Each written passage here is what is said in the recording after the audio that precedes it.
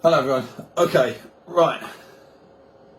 Previous goal weights, or the thing. But when I start my consultation with people, they're it's quite weird. It's not many food plans start with a conversation with a complete stranger on FaceTime, and the first thing I say is, right, come on, tell me what you want, and then people give me their own little backstory, which is really good. So I love to know what's going to motivate them and stuff. And then you get people that are quite specific, and they go, I want to be 10 stone 2.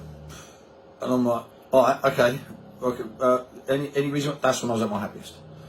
I'm like, what? Okay, I need a bit more explanation. Well, I was 10 stone 2 and I was really happy. I was like, all right, do you want to let me know when you were 10 stone 2 or what was going on? And then people go, all right, 10 years ago, I had a 2-week holiday over in Greece. It was me and my pals. Or they go, oh, that was my wedding. And I'm like, all right, so I'm guessing that both those events have led you to be quite motivated. It was a really happy period of your life. One, you're getting married, and two, you're going on holiday with your friends. So I'm guessing now, then there was no kids, maybe, no mortgage, no stress, not much going on really in terms of responsibility, as opposed to most people now as you get older, kids, family, mortgages, all that kind of stuff. And they were like, yeah. I'm like, do you think it was the weight that was making you happy, or the fact that life was a lot easier then? I'm not saying your life's not unhappy now, but your weight's making you unhappy. But now you're transferred all this back onto a certain weight, when it was in fact probably a period in your life that was particularly happy. Especially the brides, because nothing's more motivating than losing weight for a wedding.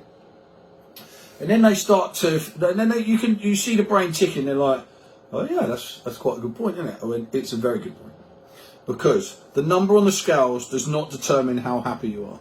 Most of the time, it will determine how very unhappy you are, because you are putting everything on that.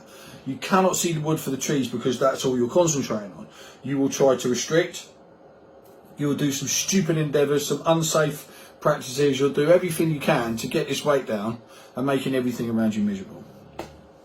If you do it the other way, look at everything around you, your activity, your walk, your food, your water, your portions, your choices of food. That lets you see everything around you. And then if you take care of that, the little number on the scales will drop. Okay, it's just science in this thing. And believe me, you'll have a much happier time doing it that way than literally getting on the scales every 5 minutes and wanting to kill yourself. All right, okay? So this is when people say to me, Scott, and I said, listen, the reason why I've asked you to go away, because I wanted to know what made you say that and your motivation. Things are a bit different now. 10 years ago, I'm a different human being than I was 10 years ago, with my responsibilities, with my choices of food, with my activity, what I do in my spare time, etc. So it's completely different. So it's impossible to compare yourself with 10 years ago, unless you're in exactly the same position. All right, okay. Now, I want to teach you how to eat for you. Not a generic food plan, not a calorie counting food plan.